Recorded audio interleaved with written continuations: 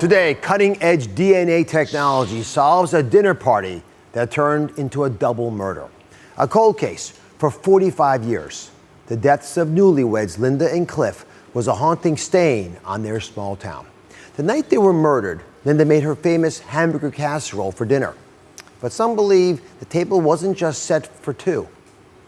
A long time, folks weren't sure, police weren't sure who the third place setting was for. And there were no obvious clues to who would have murdered the young couple. It was a shocking and tragic double homicide that went unsolved for 45 years. Billings, Montana, 1973. Linda and Clifford Bernhardt, recently married childhood sweethearts, were living in this house. On November 6th, the couple decided to cancel dinner plans with Linda's mom. Instead, they stayed in and Linda threw together a hamburger casserole that they would never get to enjoy. No one knows what happened next, but the following day, when Linda's mother entered the house, the scene she encountered was horrific. In a bedroom, Clifford was lying face down in a pool of blood with a severe head wound, strangled to death. Linda, also face down in another bedroom, had been assaulted, raped, and strangled to death. In a bizarre twist, the home thermostat had been turned down, the windows left open, and next to Linda's lifeless body, a bowl of ice cubes still frozen. The light of a budding family extinguished. Yet astonishingly, there were no arrests. The case went cold for 45 years, until now. Joining me now is the DNA detective herself, Cece Moore, who was making news every single day with all your great work. This case was important for a bunch of reasons, but let's get back to this time 45 years ago. Why was their murder of this young newlywed couple so horrifying for their community? It was so shocking. They were so young, newlyweds, and just enjoying their lives. What really got me about it was that Cliff had served our country in Vietnam. This was a war hero. And for somebody to come in and end their lives in such a tragic way, they were so close. I heard they did everything together, kind of a power couple, like you might see today. And it was just a quiet, happy community, this happy couple, and then their lives were cut short this way. So this beloved couple, police have no clues. They look everywhere, can't find anything. There's some strange things around the murder they're trying to piece together. But in the meantime, what theories did they have? What did they think was happening?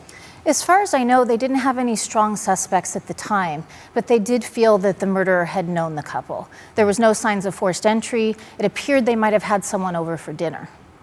Simple, to have the hamburger casserole. Right. So it turns out the killer was never on the police's radar. But fortunately, for the police anyway, and for the rest of us, he did leave behind one very important clue that decades later will become a game changer in how we solve crimes. He left behind DNA. How was the killer's DNA uncovered? Who had stored it? Well, first it was found on Linda's purple pants. So we're very fortunate that the killer left behind this genetic signature. Back at the time of the crime, they couldn't have imagined how important it would be, but some very smart forensic scientist or investigator swabbed those pants. And if it wasn't for the agency taking care to store this DNA very carefully all these years, we would never have been able to help solve the crime. This is true in so many things we're finding out now. But you get a weird diagnosis, for example, you store all that information, who knows, years from now, sometimes months from now, we can figure out different ways of using it. So come and show us what you did and how this works. And explain, if you can, how you use DNA to help narrow down the identity of this particular murder, but I know you use these same tactics all over the country. Right. You're in the papers every day. Okay. So the crime scene DNA is analyzed in such a way that it's compatible with an upload to a website called GEDmatch. In that website, there's about 1.2 million people participating. So the DNA is compared to all of those people in the database. Then we get a list of people who share significant amounts of DNA with that suspect. So in this case, we didn't get any really close matches. We're hoping for a second cousin or a first cousin. A first cousin shares about 12% of their DNA. A second cousin, about 3%. Okay. If you get down to third cousins, it's generally less than 1% of shared DNA. Okay. So we didn't quite get a second cousin in this case. But we did get maybe a second cousin once removed, third cousin. This person shared about 2% with our unknown suspect, And this person shared about 1%. One more time. This is modern day suspect's DNA left over from 45 years ago. Was about 2% the same as this person? Yes. And 1% is this person? Right. So we're looking at second to third cousins. Okay. Then what do you do? Well, what was important with these two is they also shared DNA with each other. So our team was able to identify a shared ancestor between these two. This couple was the shared ancestral couple, Abraham McCarley and Sarah Jane McDaniel. So then we had to trace the descendants of this couple forward in time and try to find someone who fit the parameters to be the suspect. Right. So when you did all that, you narrowed it down and you're able to find someone who fit that profile. Right. So we found triangulation between the matches on GEDmatch that just pointed at one immediate family only. Now you have another technology which I'm fascinated by that lets you sort of predict what a suspect looks like just from their DNA. This is pretty cool, guys.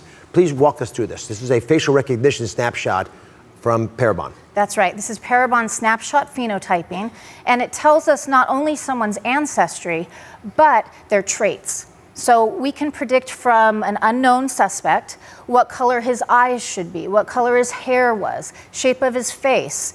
And this gives us a highly confident way to further narrow down the potential suspects. Now, if I put the yearbook photo of your suspect next to the image that you predicted, I mean, they look close enough. It's a little eerie, actually. Yeah. Y'all see that?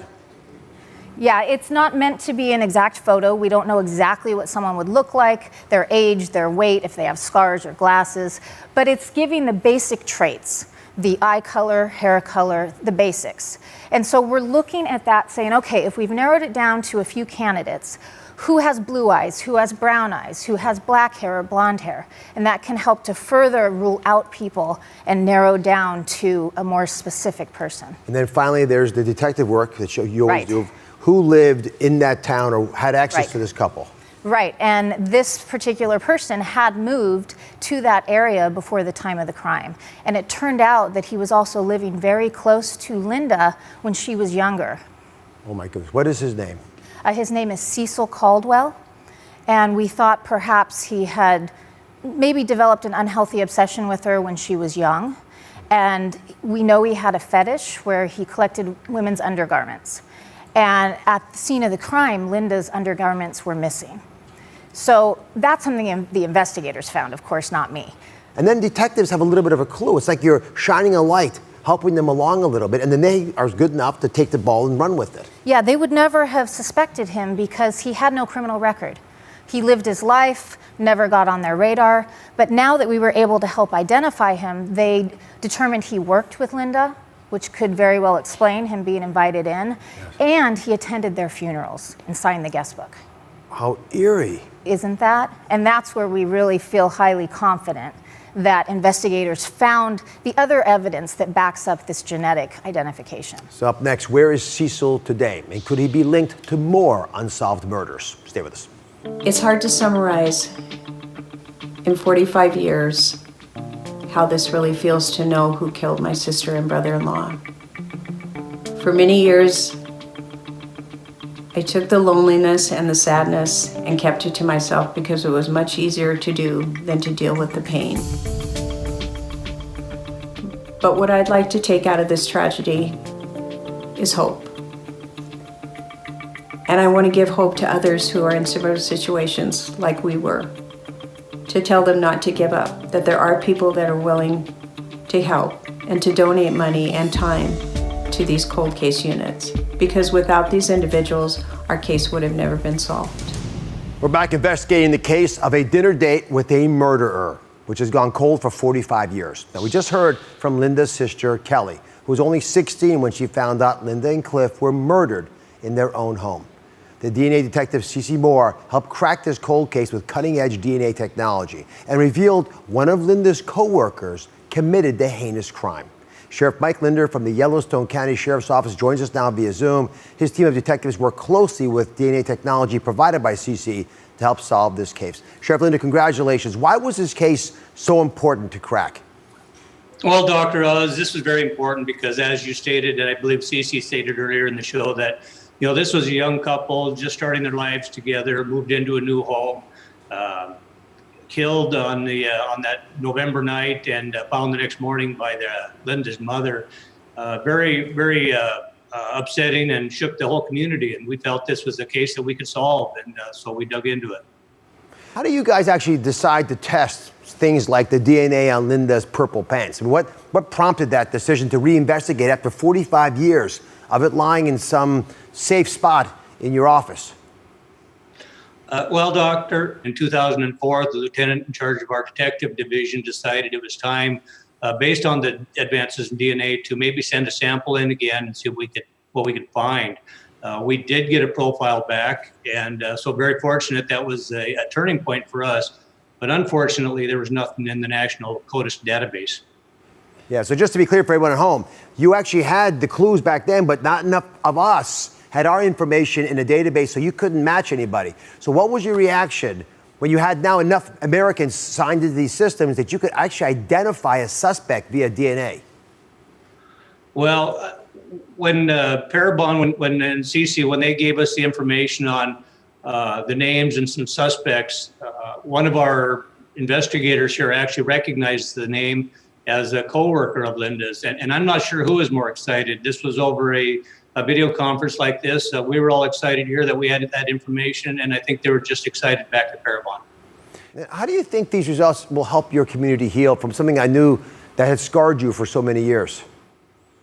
You know, I think this will help a lot. This is going to send a message to others that if they have information about these types of cases, they need to come forward, regardless of how small it might be, because you can see just we don't give up on these cases, and we'll continue to investigate them just as long as we possibly can.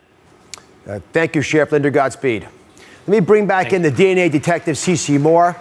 So where is the murderer, Cecil, today? That is the big question that most of us are struggling with, because here's a man who was able to cold-bloodedly murder two innocent people. What else might he be doing? Yes, he's deceased. He died fairly young at 59 years old in December 2003. So we're unable to get justice in this case. We're not seeing an arrest or a trial, but it does give the family answers finally. And so for me, I just feel really honored and fortunate that I'm able to use these techniques that I developed for something completely different to help bring answers to families and justice in many of these cases. For a lot of folks, yeah, it gives us hope. So far, an estimated 20 million of you have taken at-home DNA kits, and the number keeps growing. If everyone listening to my voice right now uploaded their profiles to the free site, gedmatch.com, doesn't cost you any money, we could all become part of a crime-fighting community. That's what happened with Cecil. If we were all there 10 years ago, 15 years ago, we could have solved this case. Now, I'm going to put instructions on my website so you can all take action right now. And fair warning, guys, if you are a criminal who left any DNA at a crime scene, you might as well turn yourself in now, because Cece's on to you. Thank you for watching. Don't forget to subscribe and turn on notifications so you never miss out on new videos to live the good life.